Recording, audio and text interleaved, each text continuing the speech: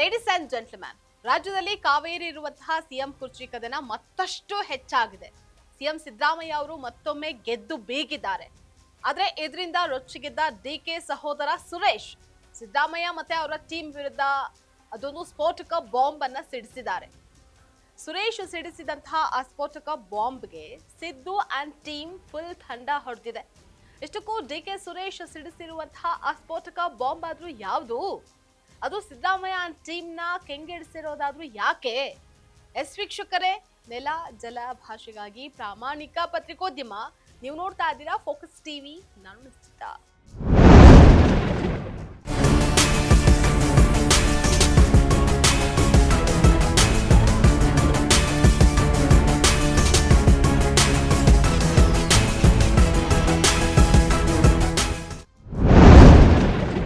DK Shivakumar ಹಾಗೆ ಸಿದ್ದರಾಮಯ್ಯ ನಡುವೆ ಮತ್ತಷ್ಟು ಕಾವೇರಿ ಇರುವಂತಹ ಕುರ್ಚಿ ಕದನ ಸದ್ಯಕ್ಕೆ ತಣ್ಣಗಾಗುವಂತಹ ಯಾವುದೇ ರೀತಿ ಲಕ್ಷಣಗಳು ಗೋಚರಿಸ್ತಾ ಇಲ್ಲ. ಈ ಬಾರಿಯೇ ನಾನು ಸಿಎಂ ಆಗೇ ಆಗ್ತೀನಿ ಅಂತ ಅತಿಯಾದ ವಿಶ್ವಾಸದಲ್ಲೇ ದೆಹಲಿಗೆ ಹೋಗಿದ್ದಂತಹ ಸಿಎಂ ಡಿಕೆ ಶಿವಕುಮಾರ್ ಅವರು ಬರಿಗೈಲಿ ಬೆಂಗಳೂರಿಗೆ ಬರುವಂತಾಗಿದೆ.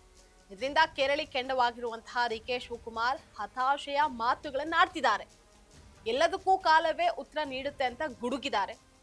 ಅದಲ್ಲದೆ ಡಿಕೆ ಸಹೋದರ ಸುರೇಶ್ ಕೂಡ ಅಳೆದು ತೂಗಿ ಸ್ಫೋಟಕ ಬಾಂಬ್ ಅನ್ನ ಸಿಡಿಸಿದ್ದಾರೆ. ಡಿಕೆ ಸುರೇಶ್ ಸಿಡಿಸಿರುವಂತಹ ಬಾಂಬ್ ಸಿದ್ದರಾಮಯ್ಯ ಮಾತ್ರ ಅಲ್ಲದೆ ಹೈಕಮಾಂಡ್ ನಾಯಕರಿಗೂ ಆತಂಕವನ್ನ ಹೆಚ್ಚು ಮಾಡಿದೆ.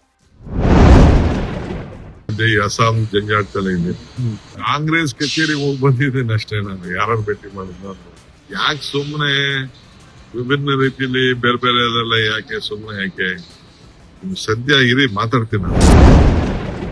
ಡಿಕೆ ಸುರೇಶ್ ಸಿಡಿಸಿದಂತಹ ಆ ಒಂದೇ ಒಂದು ಬಾಂಬ್ಗೆ ಸಿದ್ದರಾಮಯ್ಯ ಟೀಮ್ ನಲ್ಲಿ ಭಾರಿ ಆತಂಕ ಹೆಚ್ಚು ಮಾಡಿದೆ. ಇಷ್ಟಕ್ಕೂ ಡಿಕೆ ಸುರೇಶ್ ಅವರು ಸಿದ್ದರಾಮಯ್ಯ ಹಾಗೆ ಅವರ ಟೀಮ್ ವಿರುದ್ಧ ಸಿಡಿಸಿರುವಂತಹ ಅಸ್ಫೋಟಕ ಬಾಂಬ್ ಆದ್ರೂ ಏನು? ಅದು ಸಿಎಂ ಅಂಡ್ ಟೀಮ್ ನಲ್ಲಿ ಕಂಪನ ಸೃಷ್ಟಿಸಿರೋದಾದ್ರೂ ಯಾಕೆ ಅನ್ನುವಂತಹದನ್ನ ನೋಡೋದಾದ್ರೆ ಸಿಂಪಲ್.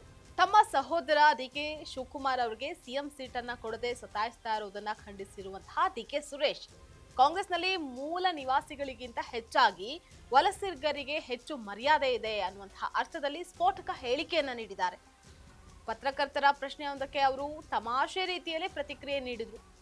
ಕಾಂಗ್ರೆಸ್ಗೆ ಬೇರೆ ಪಕ್ಷದವರು ಬಂದವರು ಅವರಿಗೆ ನಮಗೆ ಅತಿಥಿಗಳು, ಮೊದಲು ಅವರಿಗೆ ಸೂಕ್ತ ಸ್ಥಾನಮಾನಗಳನ್ನ ನೀಡಬೇಕಾಗುತ್ತೆ, ಅದಾದ ಬಳಿಕ ಮೂಲ ಕಾಂಗ್ರೆಸ್ಸಿಗರಿಗೆ ಸ್ಥಾನಮಾನಗಳು ಸಿಗುತ್ತೆ ಅಂತ ಹೇಳಿದ್ದಾರೆ.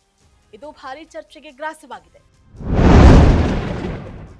ಉಳಿಸ್ಕೊಳ್ತಾರೆ ಅಂತಕ್ಕಂಥ ಭರವಸೆ ನನಗಿದೆ. ಎಲ್ಲವನ್ನು ಕಾಲವೇ ಉತ್ತರಿಸುತ್ತದೆ. ಇದರಲ್ಲಿ ಲಾಬಿ ಮಾಡುವಂಥದ್ದು, ಇದರಲ್ಲಿ ನಾವು ಗಿಟ್ಟಿಸ್ಕೊಳ್ಳುವಂಥದ್ದು, ಹೆಬ್ಬಳಿಕೆ ತಗೊಳ್ತಕ್ಕಂಥದ್ದು ಏನೂ ಇಲ್ಲ. ನನಗೆ ಆಸೆನೂ ಇಲ್ಲ, ಆಕಾಂಕ್ಷೆನೂ. ಇಲ್ಲಿ ಗಮನಿಸಬೇಕಾದಂತಹ ವಿಚಾರ ಏನಪ್ಪಾ ಅಂತಂದ್ರೆ, ಡಿಕೆ ಸುರೇಶ್ ತಮಾಷೆ ಮಾಡಿದಂತಹ ರೀತಿ ಇದನ್ನ ಹೇಳಿದ್ರು. ಅದು ನೇರವಾಗಿ ಹೇಳಿರೋದು ತಮ್ಮ ಸಹೋದರ ಡಿಕೆ ಶಿವಕುಮಾರ್ ಅವರಿಗೆ ಸಿಎಂ ಸೀಟ್ ಅನ್ನ ನೀಡದೆ ಇರೋದಕ್ಕೆ ಸಿಎಂ ಸಿದ್ದರಾಮಯ್ಯ ಅವರಿಗೆ ಅನ್ನುವಂತಹದ್ದು ಹೋಲಿಕೆ ಆಗ್ತಾ ಇದೆ. ಹೇಳಿ ಸಿಎಂ ಸಿದ್ದರಾಮಯ್ಯ ಅವರು ಮೂಲ ಕಾಂಗ್ರೆಸ್ಸಿಗರೇನೂ ಅಲ್ಲ. ಅವರು ಜನತಾದಳದಿಂದ ಕಾಂಗ್ರೆಸ್ಗೆ ಬಂದಂತಹವರು. ಜೊತೆಗೆ ಅವರ ಆಪ್ತರಾಗಿರುವಂತಹ ಸತೀಶ್ ಜಾರಕಿಹೊಳಿ, ಎಚ್.ಸಿ. ಮಹಾದೇವಪ್ಪ ಸೇರಿದಂತೆ ಹಲವರು ಮೂಲ ಕಾಂಗ್ರೆಸ್ಸಿಗರೇನಲ್ಲ. ಹಾಗಾಗಿ ಡಿಕೆ ಸುರೇಶ್ ಅವರು ಅಳೆದು ತೂಗಿಯೇ ಹೈಕಮಾಂಡ್ ಹಾಗೆ ಸಿಎಂ ಸಿದ್ದರಾಮಯ್ಯ ಹಾಗೆ ಅವರ ಟೀಮ್ಗೆ ಪರೋಕ್ಷವಾಗಿ ಕೌಂಟರ್ ಅನ್ನ ನೀಡಿದ್ದಾರೆ. ಆದ್ರೆ ಸಿಎಂ ಸಿದ್ದರಾಮಯ್ಯ ಅವರು ಇದಕ್ಕೆಲ್ಲ ತಲೆ ಕೆಡಿಸ್ಕೊಳ್ತಾರಾ ಅನ್ನುವಂತಹದ್ದೇ ಸದ್ಯದ ಪ್ರಶ್ನೆ. ಹೈಕಮಾಂಡ್ ಏನ್ ತೀರ್ಮಾನ ಮಾಡಿದ್ರೆ ಅದರಂತೆ ನಡ್ಕೊಳ್ಳೋದು. ನಾನು ನಡ್ಕೋಬೇಕು, ಡಿಕೆ ಶಿವಕುಮಾರ್ ನಡ್ಕೋಬೇಕು, ಹೈಕಮಾಂಡ್ಗೆ ಬಿಟ್ಟದ್ದು ವಿಚಾರ. ಅದು ಬಿಟ್ಟು ನೀವು ಪದೇ ಪದೇ ಪದೇ ಪದೇ ಹಾಕೊಂಡು ಇದನ್ನೇ ಕೇಳೋದು. ಒಟ್ಟಾರೆ ಸಿಎಂ ಸೀಟು ಕದನ ರೋಚಕ ಘಟ್ಟಕ್ಕೆ ಬಂದಿದ್ದು. ಡಿಕೆ ಶಿವಕುಮಾರ್ ಅವರು ಈ ಬಾರಿಯೇ ಸಿಎಂ ಆಗ್ತಾರಾ ಅಥವಾ ಸಿಎಂ ಸಿದ್ದರಾಮಯ್ಯ ಅವರೇ ಮುಂದುವರಿತಾರಾ ಅನ್ನುವಂತಹದ್ದೇ ಮತ್ತೊಂದು ಪ್ರಮುಖ ಪ್ರಶ್ನೆ ಆಗಿದೆ. ಇದಾಗಿತ್ತು ಇವತ್ತಿನ ಫೋಕಸ್ ಸ್ಪೆಷಲ್ ಸ್ಟೋರಿ. ನೆಲ ಜಲ ಭಾಷೆಗಾಗಿ ನೋಡ್ತಾರೆ ಫೋಕಸ್.